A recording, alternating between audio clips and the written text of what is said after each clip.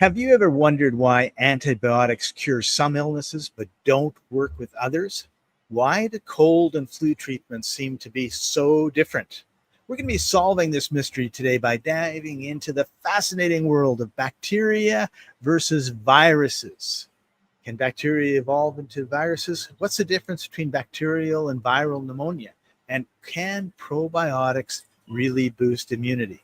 All of that and more right after this.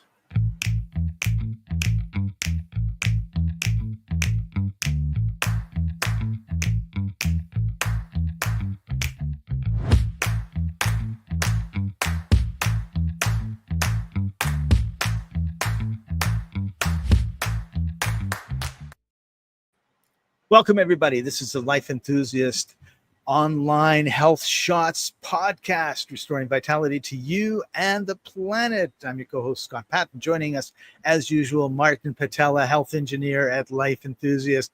Hey, Martin, how are you doing today?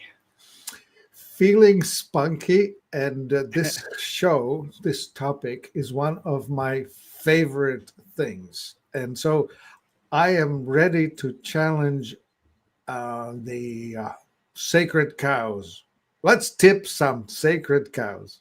Awesome. Well, I happen to be in Santa Marta, Colombia, which is on the Caribbean side of Colombia, where it's warm. And I think it was 2-3 days ago, I got on a plane in Lisboa, in Lisbon, Portugal, and I flew to Miami, had a couple hours stopover in Miami. Shout out to all our American friends. Had no problems going through customs because that seems to be an issue with Canadians these days. And then I took after 2 hours sitting in a crowded airport, took a plane that was the most amazing plane ride ever to Medellin. It was packed with Colombians, and there was on it, then I went from Medellin to Santa Marta. So I got my planes mixed up. So 3 planes in 3 days. The one to Santa Marta was packed. So 6 people on a row, 3 sets of, and I don't know, 20 or 30 rows in the place, absolutely packed. And on it was a family, at least 20 people in this family who had never been on a plane before. So imagine that. First time trip. They didn't know where they were supposed to sit. Like, I'm sitting there and these people are constantly getting up and moving around. And then they're constantly getting up and turning around and waving to people in the back. Like it was just like the 1960s when you finally got on a plane, right? It was like so exciting. They were so excited. And I guess it was a birthday or something like that. Of course, when the plane's coming to come down, it made a little oops. And they were all like, ah! And then they all applauded when we landed and we were safely on the ground. So, but the point, so anyway, that was pretty amazing. But the point was, we were crammed like sardines in planes 3 times. I was crammed like a sardine in planes 3 times. I have not had a cold. I have not had a flu. I have not had diarrhea. I have not had any problems whatsoever. And on one of the planes, I forget which one, Martin, I thought, this is one flight out of thousands and thousands and thousands of flights a day, if not 10,000 flights a day. And if there was something that was incredibly contagious, there is absolutely no way in my mind that everybody in North America, everybody in Europe, and everybody in Eastern Asia and India wouldn't be sick. Like, there's absolutely no way you can spend an hour, 3 hours, 9 hours in a plane with all those people, breathing in and out and not get it. So I think there's a mystery here that I'm hoping that you can unravel. I stuck into the comments. For some reason, I'm not hearing you. Maybe it's my connection. You should be hearing me. My mic is on. You cannot hear me? Please comment if you can hear Martin, or comment if you can't hear Martin. Oh, my dear. Okay, well, I have been talking to you just a moment ago. This is pretty bad. Okay, well, I don't know what to do now. The microphone is on. George, say something. George can hear both of us, so it's just me. Okay, it's just you, Scott. Okay, Hang on a second. Let me check my. yeah, check your speaker settings. So in the meantime, I'll just babble on, which was I was posting into the chat line a link to something called Immunogen, which is a quick fix for any air traveler because it's a tiny little 1 ounce bottle that you can take anywhere. You can just put the drops in your mouth and stimulate your immune system well enough. I don't know why it says fitness and weight loss. It has nothing to do with fitness and weight loss. Curious, but okay. Bizarre. Anyway, Scott, this is frustrating, isn't it? Oh yeah, he can't hear me. Oh man. Okay, so further to this, technology letting us down. All right, any chance, Scott? Okay, any better? Nothing. I'm still talking. Nothing. Oh Well, God. this is very weird. Yeah, this is very weird because the only thing I can imagine that you need to do is just leave the room and come back in. Or because you can't unplug and use your regular mic because the wind will overwhelm it. Oh, man, this is frustrating when we go live into a fun show like this and know nothing. Okay, so we had Scott leave the room, maybe. His mic is set on mute. That is an interesting thing.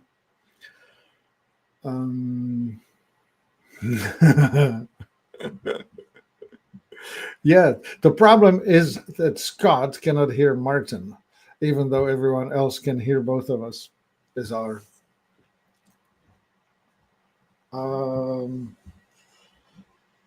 Okay, so I'll just carry on here for a while. We'll fill Scott in when he returns, which is this. The main story, as we have it, is the difference between bacteria and viruses. I mean, there are bigger organisms like the protozoa, like amoeba type of things. Amoeba will give you a illness such as the beaver fever or giardia, which is something that will give you a profound intestinal cleansing. And then, of course, then there are bacteria, which are normally present on us and in us. Bacteria live with us. We call them microbes, classically. But anyway, so we have bacteria like lactobacillus, which will make either sauerkraut or yogurt that will live inside of your body.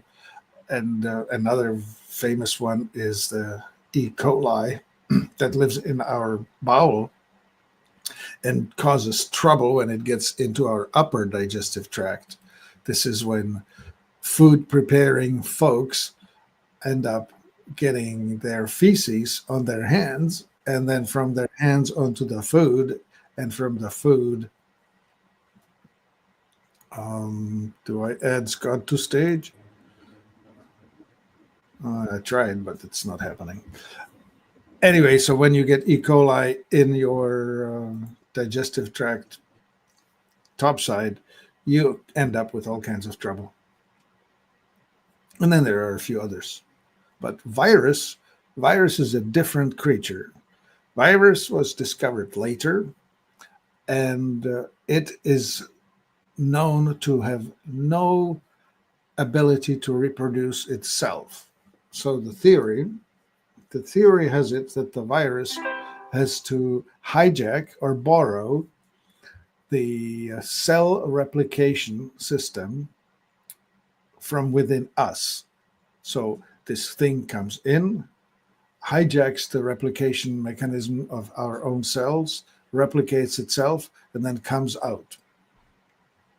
Interestingly, there's a second theory, which is the theory of the exosome, which says that the body will package stuff it doesn't want, turn it into a little blob that it will excrete, vomit out, get rid of, and it goes out into circulation. And there's no perceptible or difference between an exosome and a virus. It's just who's talking about it. Scott, can you hear me? I am back and I can hear you and I'm unmuted. I don't know what happened, but this was one of those cases where you just leave, come back, and everything works. So Yeah.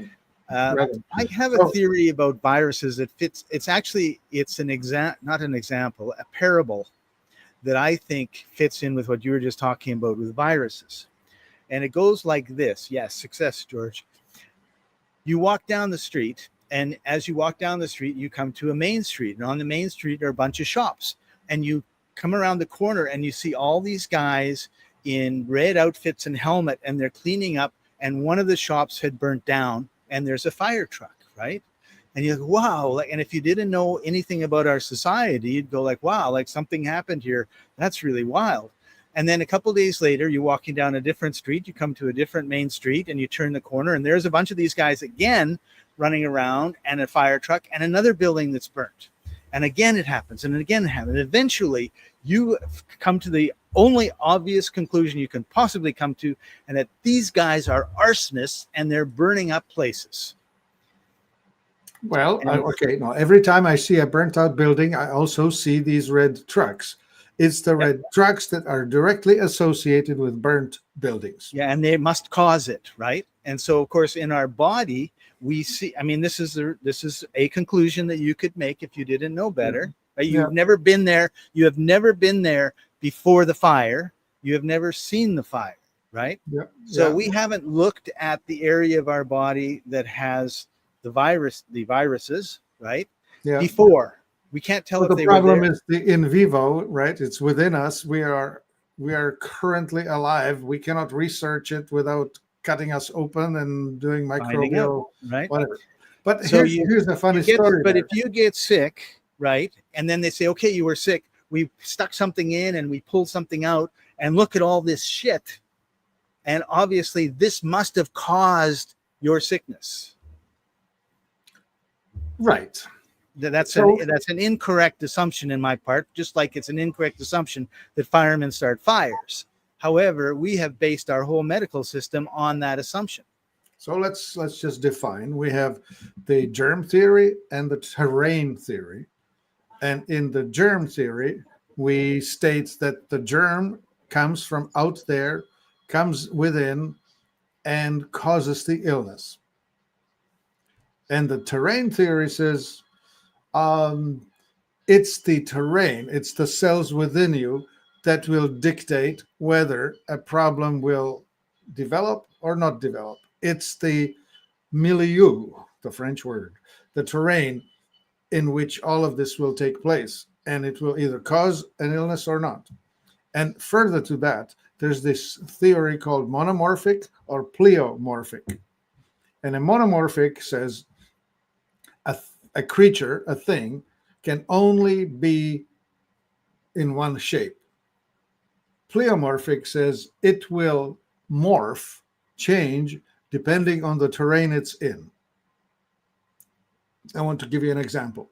When you see a dog, it's a dog. It's not going to be something else. However, if you're watching a butterfly, you are seeing the adult version of something that used to look like the chrysalis, the cocoon, which before then looked like a caterpillar, which before then looked like an egg.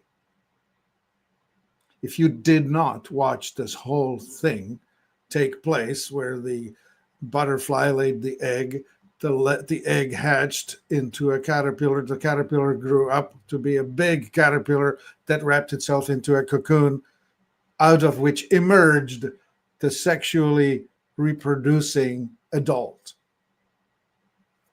You'd never know, right? So that's the pleomorphic description.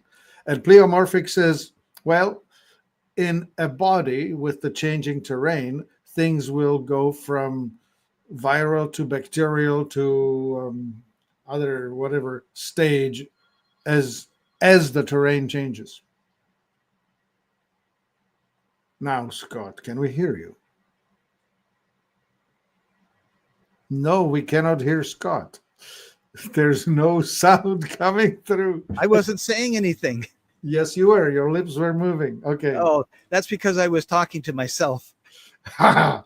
Okay. So anyway, so that's the theory, right? But most importantly is this. This is a statement. Virus has never been confirmed by the Koch postulates. Robert Koch, back something 1880 or thereabouts, created 4 postulates that have to be proven in order to state with certainty that something has caused an illness. And let me just review those 4, okay? Goes something like this. 1, presence in all cases. It has to happen every time. 2, isolation and culture. The microorganism must be isolated from the diseased individual and grown in a pure culture outside of that individual. 3, induce the disease. You take that pure culture, you put it into a new person, and it will make that healthy person sick. 4, re-isolation. You take that same organism out of the secondary sick, infected person, and you are finding it to be identical to the first by looking at it. All right? Cannot be done with a virus. Never has been done, ever. Because with the virus, you never isolate. You cannot isolate. You can even try to infect people. This has been tried, like, for example, Spanish flu. They had soldiers face to face, like up close, with people infected with Spanish flu. There were even people asking, spit on me, spit in my face, or whatever. You cannot get infected with it. That's not how it works. So then, Martin, what happens when, we have flu season, right? And so all of a sudden, kids come out of summer, it's fall, they go to school, they get sick with something, the story is they get something at school from Johnny, they go home and they give it to mom and dad and sister. Yep. So now everybody's got this cold, this flu. So how does that kind of work if we're not contagious? Yep. And I don't know if you heard me or not talk about the preamble to this. I missed it. Yeah. Which is the exosome is that which is within the terrain, and my terrain will process whatever it doesn't want. My toxicity will produce stuff that my body doesn't want and get it out of me. It will leave me either as tiny droplets or aerosolized things or whatever. Body fluids, some things will fly in the air, some things require full exchange of bodily fluids. Anyway, exchange will take place, and my toxic stuff is now inside of you. And your body has to process it. It has to deal with it. So Johnny and Susie are 2 kids in this family. Johnny comes home. He's sick. Susie's not sick. Mom and dad are sick. So rather than it being contagious is you got something from Johnny and that made everybody but Susie sick. But Susie had great terrain. She's been eating Exla superfoods, drinking Exla superfoods, and all sorts of other good things, and resting and getting exercise and being out in the sun, fresh air. So her terrain was able to just gently deal with these toxins and look after it, whereas mom and dad's terrain, they were stressed out, worried, they've got money worries, the kids are yelling and screaming. Yeah. the boss is mean to them, and they're sent all day in a car going to and from work, and they're at work, and their coworkers don't like them, and they're eating fast foods and drinking too much Yeah, yeah, booze. So, the list, the litany of modern living. and they watch Netflix for 5 hours a night instead of going for a good walk and getting that fresh evening air in the forest beside their house. But more than that, they have a new 4G Wi-Fi router installed. Oh, yeah, right. And the telecom company just installed an antenna for all that stuff. Up the street. Yeah, just across the street. Yep. And so when you have all of these influences pounding on it, some will be below the threshold and some above, right? Why do we call it an epidemic when a flu hits the school, but out of the classroom of 30 kids, 10 are sick and 20 are not? It's never an empty room. Right. Right. But it's never a whole room either. Yeah. Even this pandemic that we recently had was something like 1% of people were sick. I mean, the chance was much higher for the weak and diminished, right? People over 80 were the prime candidates. People with multiple comorbidities were the candidates when your metabolic system is on the fritz, either with high blood pressure, diabetes, obesity, or heart disease. Those are the most popular ways or the representations of your body being unwell. Right. So what we really need is we need a better terrain. Okay, so Martin, what are the requirements to have a good terrain? Well, microbes and humic and fulvic acid, essentially dirt, healthy dirt, and then mineralization, enough electrolytes, salt, calcium, magnesium, potassium, sodium, chlorides. So in other words, a good diet.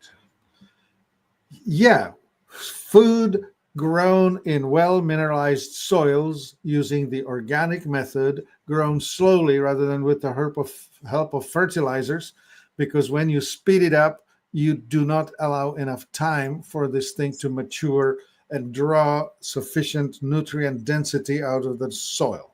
Right. And of course, the other thing we do besides eat is we drink. So tap water, chlorinated so that it doesn't have any bugs in it, is a really good thing to make sure you get lots of, as opposed to beer and Coca-Cola. Well, okay, I'm not against beer as long as it's not in excess.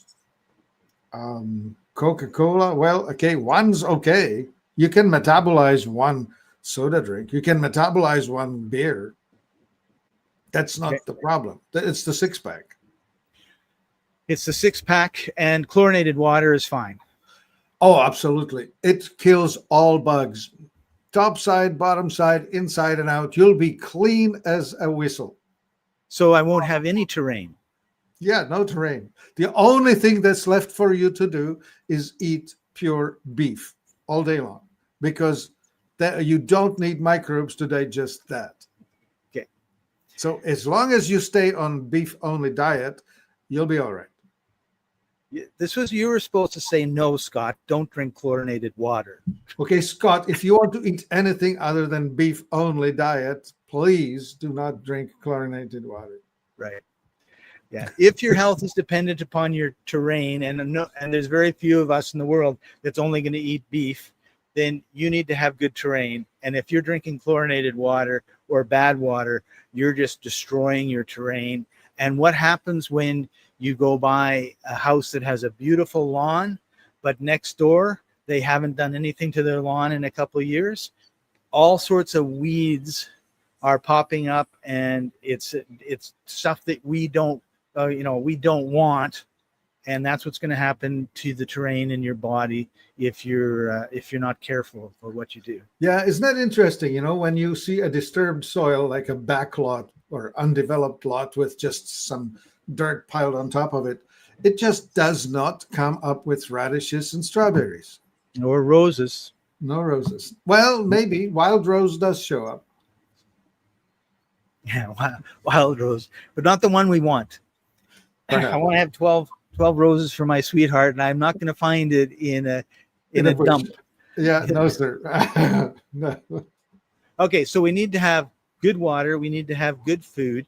Obviously, 3 hours of sleep is fine, right? If the 3 hours are solid, good REM, whatever, you know, when you start wearing those indicator rings, Oh, you yes. so many people have reported to me that they have, despite being in bed for 8 hours, only had like 1.5 hours of actually real good sleep. I don't know. Yeah, 3 hours is pushing it. It depends, right? No, you need to have 7 or 8 or 9 hours sleep. Yeah, yeah. Yeah, I You mean, should settle we're down. talking general. Like, I mean, Yeah. maybe there's somebody in India. There's a billion people there. Maybe there's one guy who doesn't need sleep, but we don't know of anybody that does very well after 5 days of no sleep, Yeah, right? that is. I don't know what the number is. I think it's 7 or 8 days when you actually go crazy. Like this is one of the torture methods that has been foisted on Yeah, prisoners is the sleep deprivation, and yeah. they actually lose their They lose their organs, mind. Yeah, lose their mind. it's like we need a someone said this the other day, and I thought it was brilliant. It's like we need a reset every day, right? Mhm. Like you need to just like, and then whatever. And I've been having weird dreams lately. And what's the weirdest is I actually have sort of remembered them when I woke up. It's like, oh yeah, I had that dream. I don't remember them now, but I did then. So, Yeah. okay, so you need to have good. What about stress? Can you have good terrain if you're stressed out all the time? Well, I mean, the logic of it is right there. No, No. because you're going to be suffering from all the different things that are going to take you a notch down, right? And it's never one thing. It's always influences, especially a Right. perfect storm, let's call it that, right? When it all maybe Oh, it maybe scales, right? The positive and the negative, and they will balance out. And at some point, you will have more of the negative influences, and you'll be below balance line, and you'll be the one who gets sick. yep. Yep. So that actually kind of brought in my mind Thanksgiving. We just had it in Canada. It's coming up soon in the United States. So I've been balancing my stress. I've been balancing my food. I've actually been eating pretty good, but it's Thanksgiving. So I'm worried because I've got to cook turkey and all the stuffing and all that sort of stuff. I'm stressed out. I'm not sleeping very good. And then I have Thanksgiving and I overeat. My mom makes really good pumpkin pie. So I have 4 slices instead of a little one. I have 4 giant ones, and then the stress level sort of drops. And with the drop, my body says, "Okay, we managed to keep everything going. Now we don't need to. It's time to take a break." And I have the flu for 3 days. More like 10. 10. you It would know be the funny it thing would be about 10 if I wasn't taking Strata-Flora and yeah, Probiotics and some other good things that we yeah, have at Life Enthusiast. right on. Yeah. So well, so you asked, what do we need to do? What do I need to make sure I have enough of? I would say one of the best things any traveler should have a bottle of in their possession is the body biotics. I Because actually have it right here set up for us. yeah, yeah, it's actually on sale right now. Oh And wow, this is great timing. $10 off. yeah, I should order some. yes. And here's why it's great for anyone who has to travel. It's in capsules and it's in its native terrain of humic and fulvic, and it's sporogenic, meaning that it's hibernating. These are sort of like seeds, if you will. When it goes inside of you, it warms up and it gets moist, and this thing starts growing and multiplying. And one of the most wonderful components in this is Bacillus subtilis, which is a thing that the Germans isolated in 1942 when they were fighting in North Africa. They Oh, suffered from dysentery like you wouldn't believe. And they watched the domestics, the natives, the Egyptians. And when an Egyptian got a dysentery, he would follow a camel. And when the camel would drop down his feces, Dung. the dung, the person would go in and fresh, warm dung, he would scoop some, eat it, and that was the end of dysentery. The Germans were turned off by that concept, I don't but blame them. but they are sciencey folk. They investigated and they isolated the specific microbe, and it's Bacillus subtilis, and that thing is a hostile toward the dysentery bugs. So it doesn't do anything particularly special in the body other than kill anything that lives there that shouldn't be there. Right. And I travel with a bottle of it always now. Yeah. And I didn't have a bottle like 6 months ago, and I had a bit of a flu sort of thing. And then I remembered it because I used to take this all the time. I got it, and then I had diarrhea. And so I took 4, it's usually like 2 a day or something like that. Yeah. I took 4 at night when I went to bed, and then I took 4 in the morning when I got up, and no more running to the bathroom, Yeah. no more feeling bad.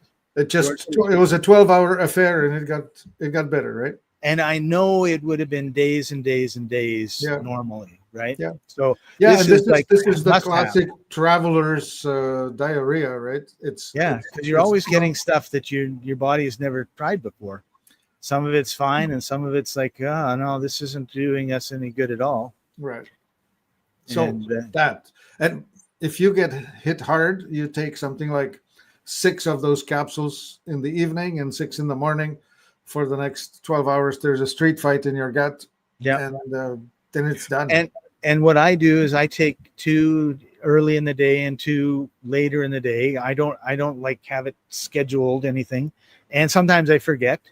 But I find that by doing that, I have very little. Well, in the last couple of months, like I've had the beginning of a sore throat, and then it goes away. It's like I've had the start of a bad cold like 10 times, but I never get the bad cold. Right. The immune system is strong enough to identify it and suppress it. Yeah. And then another product that I really like, and I think part of the reason that I really like it is because I spent 6 weeks in the hospital, and I was only allowed to chew ice. My liver had stopped. My pancreas was inflamed. My kidneys were overworked. And they said, basically, you need total rest, which means no eating for total rest for the pancreas, no eating and no drinking. And so they stuck me full of antibiotics. And I remember one day even waking up, and I'm like, I'm all itchy.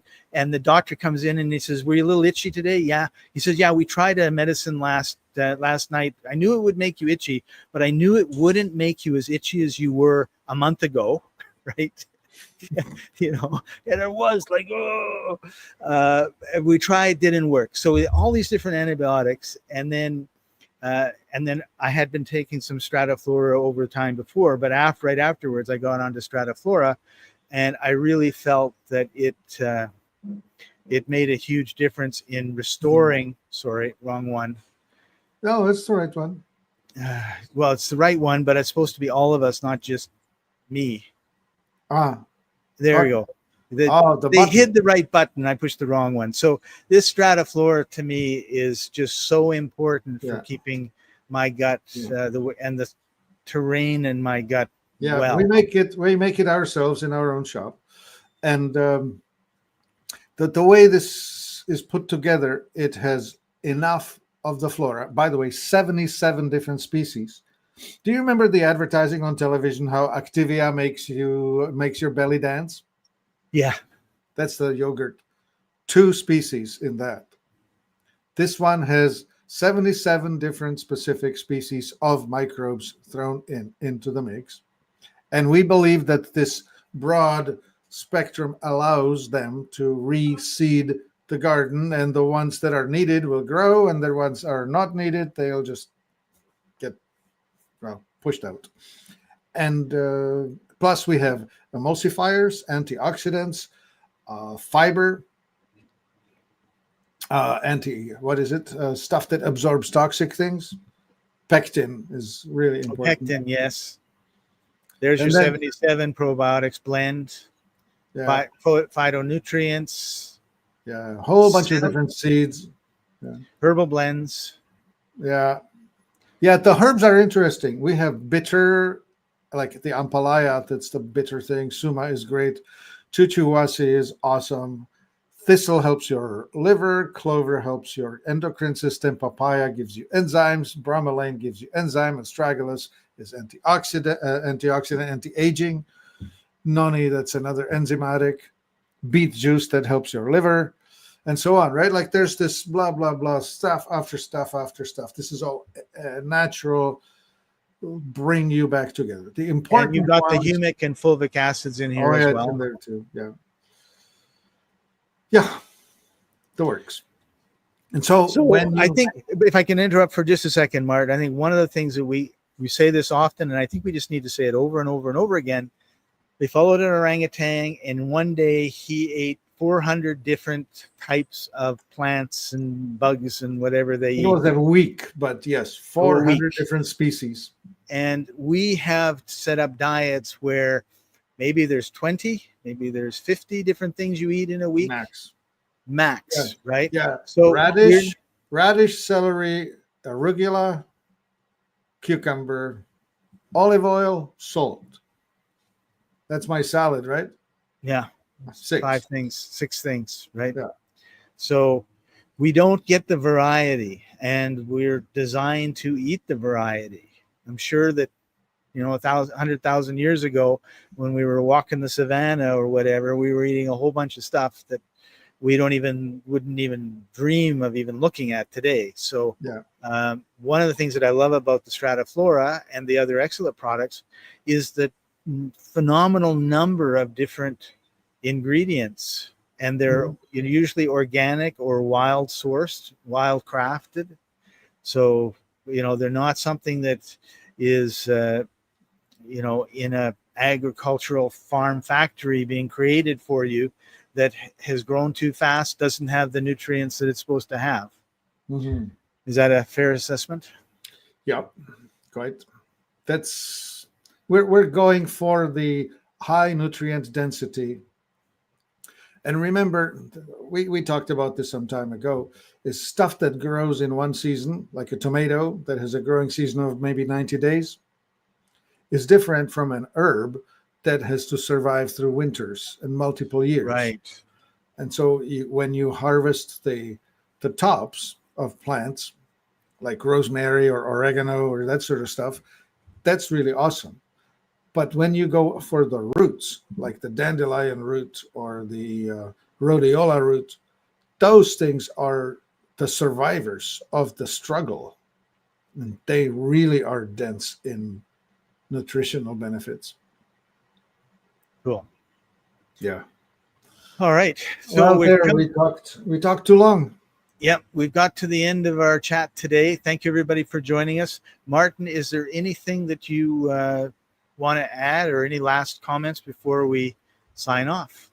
If somebody tells you that you got infected because somebody sneezed in the room, say, well, I'm not so sure. Maybe it's because of the inner terrain that needs to be considered. Right.